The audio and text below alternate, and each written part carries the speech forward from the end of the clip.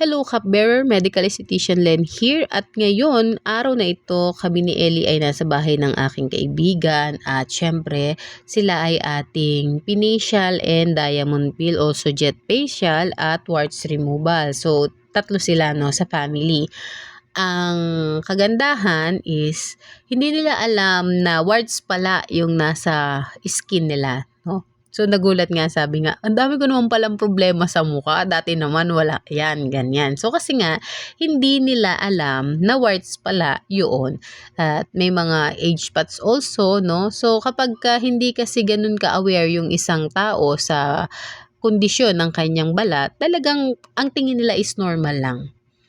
Pero kapag sa mga expert na kagaya natin, nasasabi ko talaga sa kanila na ma'am, this is warts removal, age spot, cherry-agioma, syringoma, milia na dapat tanggalin. So, yun, nabibigyan natin sila ng mga tips kung paano din nila iingatan at aalagaan yung kanilang mga balat, especially dun sa area ng kanilang mukha at doon sa neck. So, itong patient na nakikita po ninyo, ang problem niya is meron siyang syringoma, meron siyang milia, at meron din siyang melasma, no? So, ang treatment na para sa kanya, dapat siya ay magpa-skin restoration and yung kanyang melasma, ang best approach na po sa ganyang klase na secondary is the laser treatment and combination treatment para doon pa sa ibang skin lesion niya. Tapos, nasabi ko na din sa kanya kung ano yung mga dapat niyang iwasan na pagkain at ano yung mga bagay na dapat niyang gawin. At hindi na po kasi ito pwedeng lagyan pa noong mga matataas na acid content ng mga pinapahid niya. So, sinabi ko sa kanya, pagpahingahin mo yung balat mo, at the same time, maging best friend mo ang sunblock. Tinuro ko din sa kanya kung ano at paano yung proper way ng paglalagay ng sunblock, ilang SPF at tuwing anong oras. So, napakahalagang bagay po nun. At yung amount ng sunblock na ilalagay niya doon sa kanyang muka at doon sa kanyang leeg. Kasi, may mga pagkakataon na yung iba akala nila tama lang yung nilalagay nila. Because yun na nakasulat, SPF ganito, SPF Pero ganyan. hindi alam nung pasyente kung anong klase or yung consistency ng sunblock yung bagay para doon sa kanyang skin type.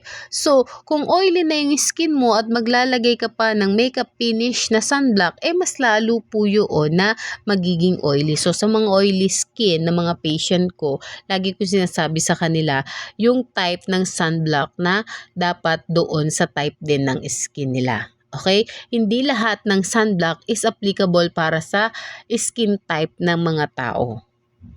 Kapag oily ka, meron pong specific type of sunblock na yun yung ilalagay mo sa iyong skin para hindi po lalong maging oily. Kung dry skin ka naman, meron din pong specific na type ng sunblock na ilalagay mo doon. At the same time, ano yung level or yung SPF number no? The higher, the better. Okay? Tapos, ilang oras, tuwing anong oras, at ilang beses. Okay po? At syempre po nakikita ninyo, tinatanggal ko na din po yung age spots ng ating patient. Hindi lang po yung kanyang milia, syringoma at yung warts. Even po the age spots. Kasi po, nakakadagdag po yun doon sa pangingitim ng kanyang mukha. So makikita nyo dito, malalaki na po yung kanyang syringoma at kalat-kalat.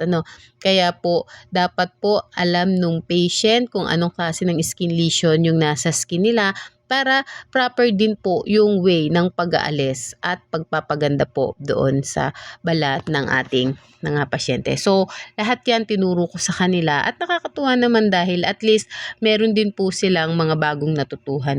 So, ako po ay home service. Kung gusto po ninyong magpagawa, mag-message lang po kayo sa number na nakikita ninyo dyan sa screen. At enjoy our video, like and share. At God bless everyone!